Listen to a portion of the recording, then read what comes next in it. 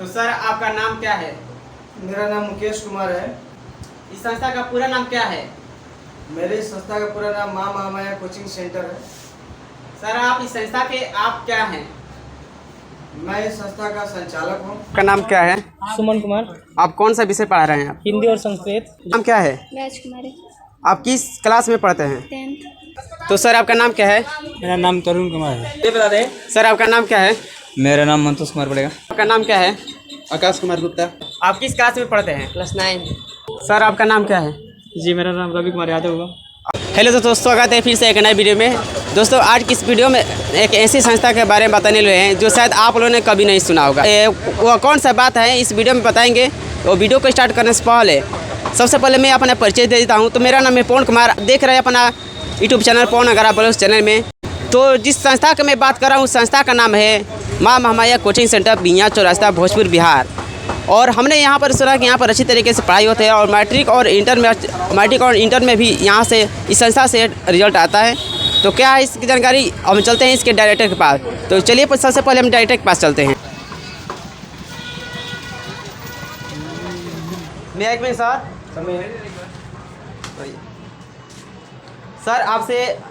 Sir आपसे interview लेना है इस कोचिंग संस्था के बारे में। क्या आप समय दे सकते हैं? आप बिल्कुल 10-15 मिनट समय है मेरे पास, मैं दे सकता हूँ इसे।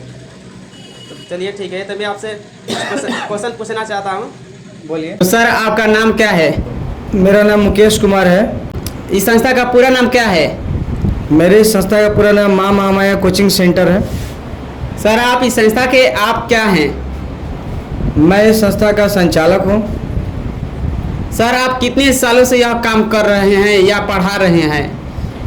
मुझे पढ़ाने का मैं लगभग 14 सालों से पढ़ा रहा हूँ। सर आप किस सब्जेक्ट की तैयारी करवाते हैं या आप कौन सा सब्जेक्ट पढ़ाते हैं?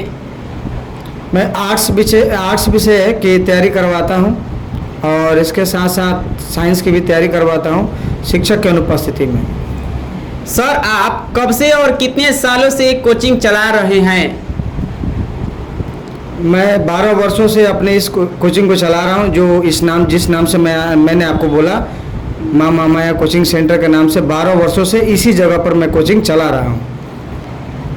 सर मैं जानना चाहूँगा कि आपके कोचिंग में कितने क्लास तक के बच्चों की तैयारी कराई जाती है? मेरे कोचिंग में क्लास 6 से लेकर 12 तक के बच्चों की संपूर्ण तैयारी कराई जाती है, जिसमें क्लास 6 से लेकर 10 तक सभी विषयों की संपूर्ण तैयारी कराई जाती है और इंटर में आर्ट्स और साइंस की संपूर्ण तैयारी कराई जाती है। कॉमर्स की तैयारी हमारे यहाँ नहीं कराई जाती है। सर आपका क्लास कब से स्टार्ट होता है? हमारा क्लास सुबह 7 बजे से लेकर शाम 5 बजे तक चलता है। हर क्लास का टाइम क्या होता है?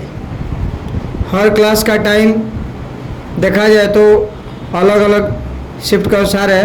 जैसे पहला सुबह 7 बजे से लेकर 9:30 बजे तक क्लास 10th है और 9:30 बजे से लेकर के आपका 1:30 बजे तक 1:45 भी हो जाता है। कभी कभी जो बच्चे एक्स्ट्रा विषय लिए रहते हैं उनको पढ़ाना पड़ता है।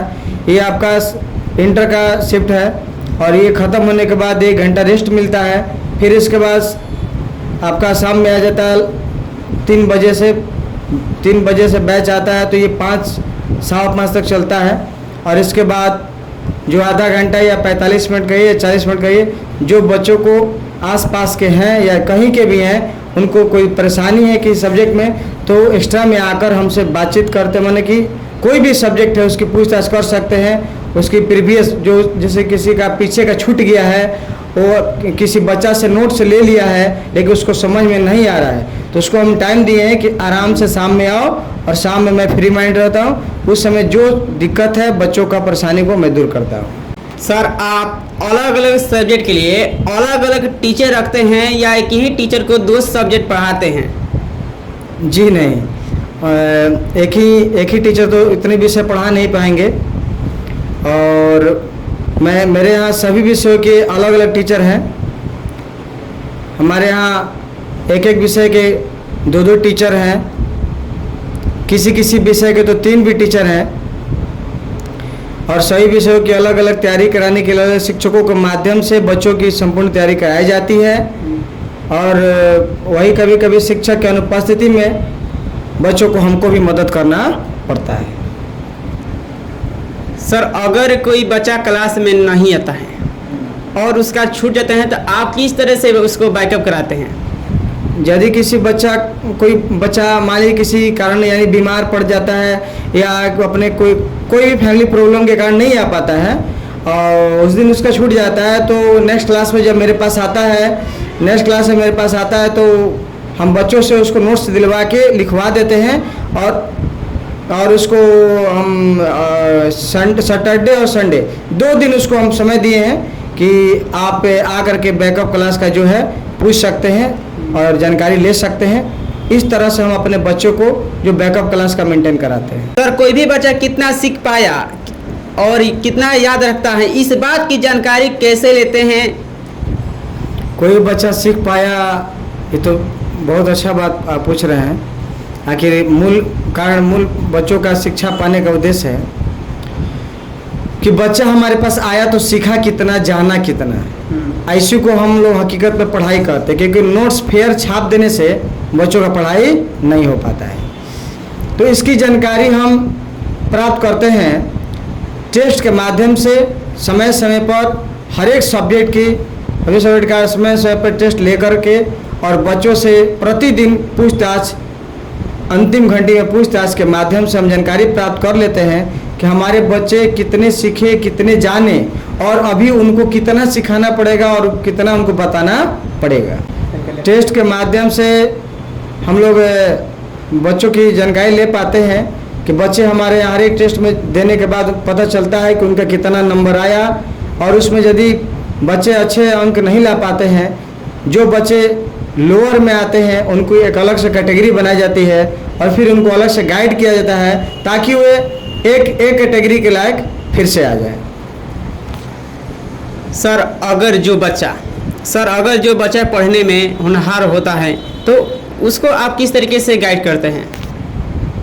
जो बच्चे पढ़ने में होनहार है, सबसे तो पहले उसको हम अलग टाइम देते हैं कि ताकि वो बच्चा एक दिन में एक पाठ उसको पढ़ने और कंप्लीट करने की क्षमता है, तो उसको जितने देर पढ़ाई होने के बाद भी यदि बच्चा एक्स्ट्रा टाइम मांगता है हमसे, तो उसको हम दोपहर में जो 1 घंटा रेस्ट लेते हैं उस समय भी उसको हम बोलते हैं कि मैं अपना वो समय भी रेस्ट नहीं लूँगा, तुम आकर के उस टाइम में भी हमसे पूछो।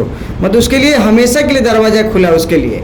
और यहाँ तक कि जो बच्चे काफ़ी होनहार हैं और गरीब तबके मैंने गरीब परिवार से जुड़े हैं, तो उनका मैं पूरे वार्षिक शुल्क माफ़ कर देता हूँ ताकि उनका पढ़ने में मनोबल और बने कि नहीं ऐसा यदि होनहारी के कारण ही मेरा ये शुल्क माफ़ हुआ, आगे चलकर मेरे ऐसी प्रतिभा बने रहे तो सब जगह मेरी इसी तरह मान प्रतिष्ठा बनी रहेगी। सर जो बच्चा मंद बुद्धि का होता है तो उसको आप किस तरीके से उसको गाइड करते हैं? जो बच्चा मंद बुद्धि का होता है उसको पढ़ाने के लिए सबसे पहले पढ़ता है सभी इसी बैच में है, जो सभी बैच बैठे हैं उसी बैच में, लेकिन उनको अलग से आधा घंटा डेली जो basic Hindi, basic English, basic science, basic math दिन के अनुसार बांट दिया गया है। शिक्षक आते हैं और बेसिक आधा घंटा हमेशा पहले उनको बताया जाता है कि ताकि वो बेसिक के चलते ही कमज़ोर होते हैं।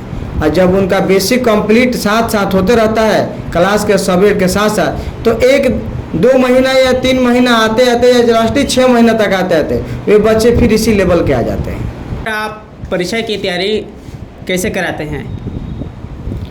परीक्षा की तैयारी हम ये जो पढ़ाया जाता है उसके बाद होता ही है, टेस्ट के माध्यम से बच्चों की तैयारी अच्छी तरीके से कराई जाती है ताकि हमने देखा कि बच्चों को मारने से उतना प्रभाव नहीं पड़ पाता है जितना कि टेस्ट के माध्यम से। टेस्ट जैसे ही बोल दिया गया कि नेक्स्ट संडे को टेस्ट होने वाला है तो बच्चे काफ़ी उत्साहित रहते हैं टेस्ट के प्रति, क्योंकि टेस्ट पता नहीं उनके लिए एक जुनून बनता है या क्या बनता है और वे अच्छे से तैयारी करते हैं। और टेस्ट में जब रिजल्ट आता है तो हर एक सप्ताह रिजल्ट के आने के बाद हर एक सप्ताह उनका टेस्ट होता रहता है, कोई ना कोई सब्जेक्ट का होते रहता है।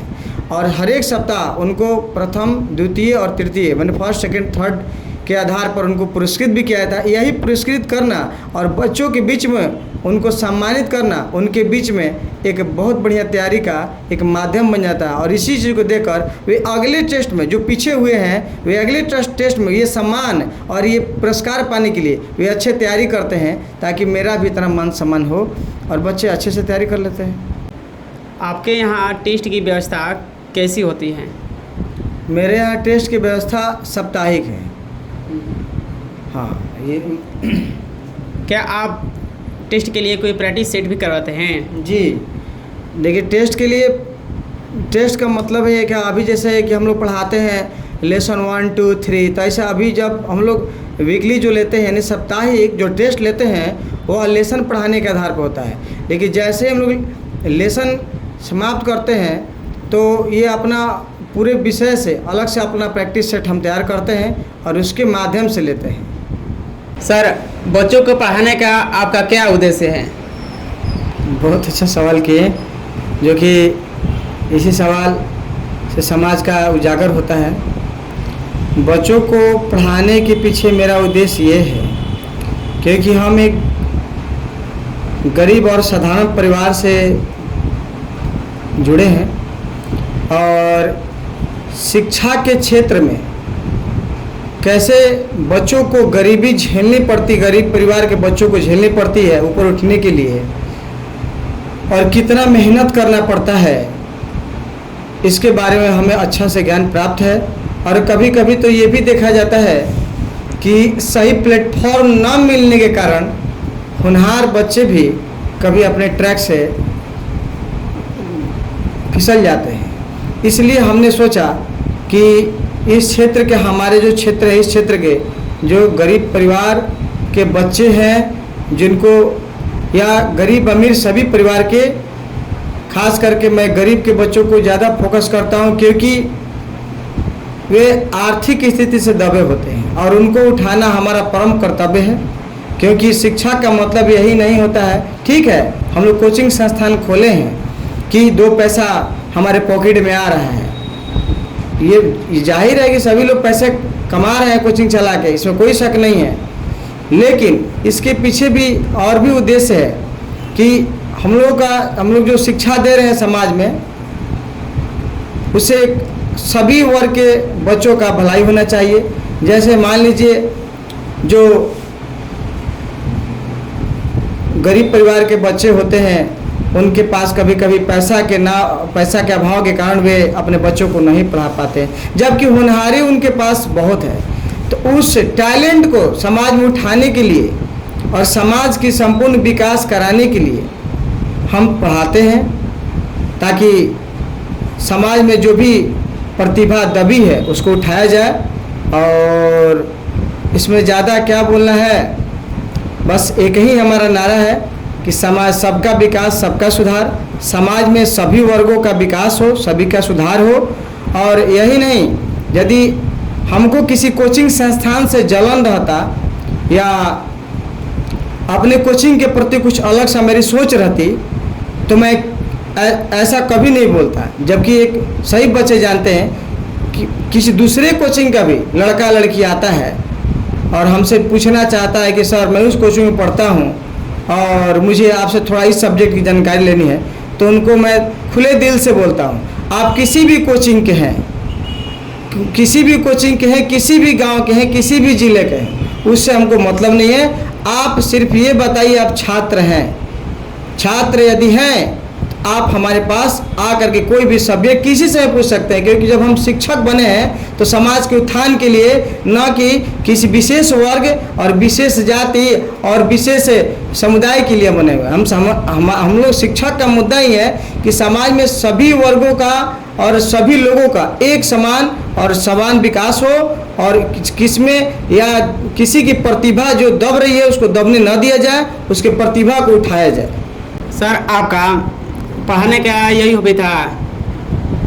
जी देखिए, मेरा पढ़ाने का शौक़ पहले तो नहीं था, लेकिन धीरे धीरे जब इस लाइन में आया और पढ़ाने लगा और कुछ ऐसा हमको लगा, यानी कि कुछ ऐसी घटनाएं हमने देखा जिसके कारण मैं काफ़ी उत्सुक हुआ कि नहीं, समाज में जो बच्चे ट्रैक से फिसल रहे हैं या तो उनको प्लेटफॉर्म नहीं मिल रहा है, या समाज में कुछ ऐसे लड़के हैं जिनके पास टैलेंट होते हुए भी वे पैसे के अभाव में वे दब रहे हैं, उनको उठाना है।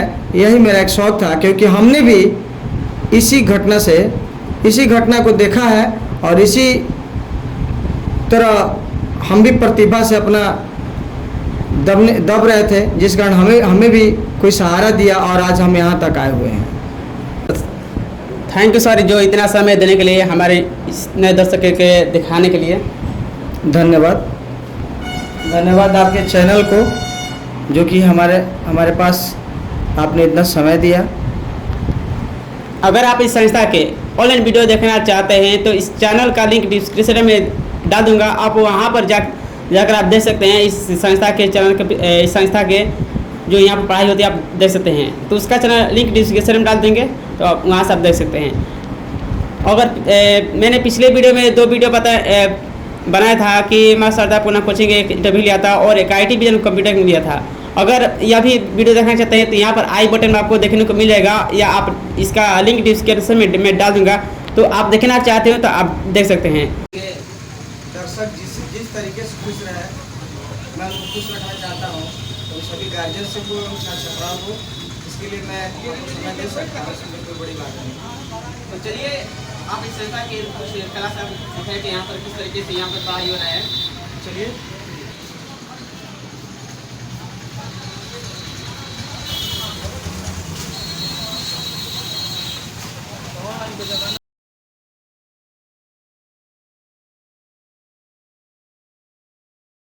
तो दोस्तों हम चलते हैं सर के पास, पूछेंगे कि यहाँ पर किस तरह से क्लास चल रही है और किस तरह से यहाँ पर बच्चों की पढ़ाई हो रही है। तो चलिए हम चलते हैं।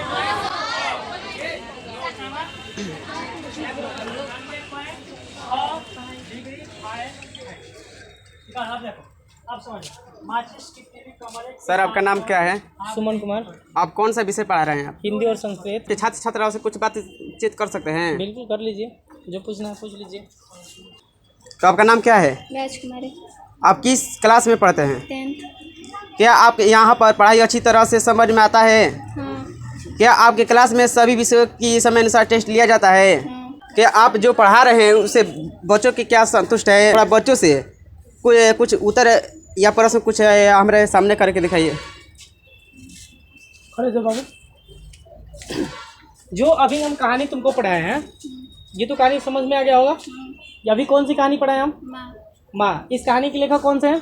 ईश्वर पेडनेकर। यह कहानी किस भाषा में अनुदित है? गुजराती भाषा में। और कुछ पूछना चाहते हैं सर? नहीं सर, इतना ही। ठीक, तो चलिए चलते हैं नेक्स्ट क्लास की ओर। आप कौन सा विषय पढ़ा रहे हैं? आप हम बच्चों को जीव विज्ञान पढ़ा रहे हैं। क्या हमें आपके कुछ छात्रों से क्या बातचीत कर सकते हैं? बिल्कुल बात कर सकते हैं।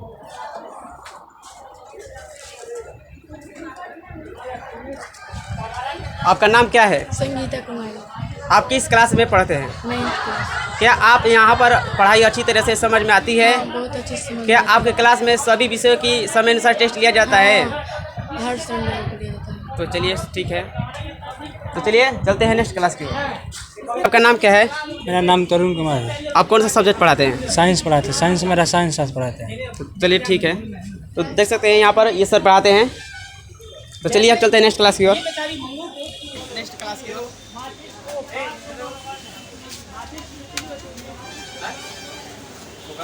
देखिए, आप ये बता दें सर, आपका नाम क्या है? मेरा नाम मंतोष कुमार पड़ेगा। सर आप कौन सा सब्जेक्ट पढ़ाते हैं यहाँ पर? ये कौन सी क्लास है? ये 7th क्लास है। तो चलिए ठीक है, चलते हैं नेक्स्ट क्लास की ओर।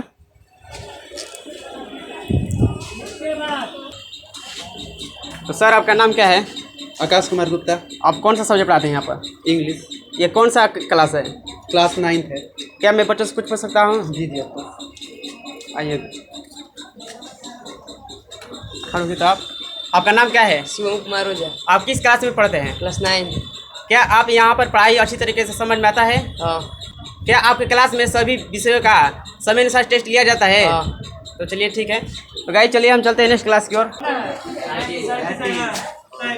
तो भाई दोस्तों इधर देख सकते हैं, और इधर आप आइए। कैमरामैन इधर 41 S12 इक्वल टू 6 1 जा 6। सर आपका नाम क्या है? जी मेरा नाम रवि कुमार यादव हुआ। आप कौन सा सब्जेक्ट पढ़ाते हैं यहाँ जी पर? मैं मैथ पढ़ाता हूँ। ये कौन सा क्लास है? क्लास 10 सेक्शन ए है सर। क्या मैं बच्चों से कुछ पूछ सकता हूँ? बिल्कुल ऑफ कोर्स सर। तो आइए, आपका नाम क्या है? दुर्गेश कुमार उपाध्याय, आप किस क्लास में पढ़ते हैं? 10th क्लास में। क्या आपको यहाँ पर पढ़ाई अच्छी तरीके से समझ में आती है? जी अच्छी तरीके से एकदम समझ क्या में आता आपके क्लास में सभी विषय के समय अनुसार टेस्ट लिया जाता है? है। हाँ साप्ताहिक टेस्ट होता है समय अनुसार। चलिए ठीक है। तो आई होप वीडियो को पूरा देखने के बाद वीडियो पसंद है तो वीडियो को कर दें लाइक, चैनल को कर दें सब्सक्राइब। मिलते हैं किसी और वीडियो में, तब तक के लिए धन्यवाद।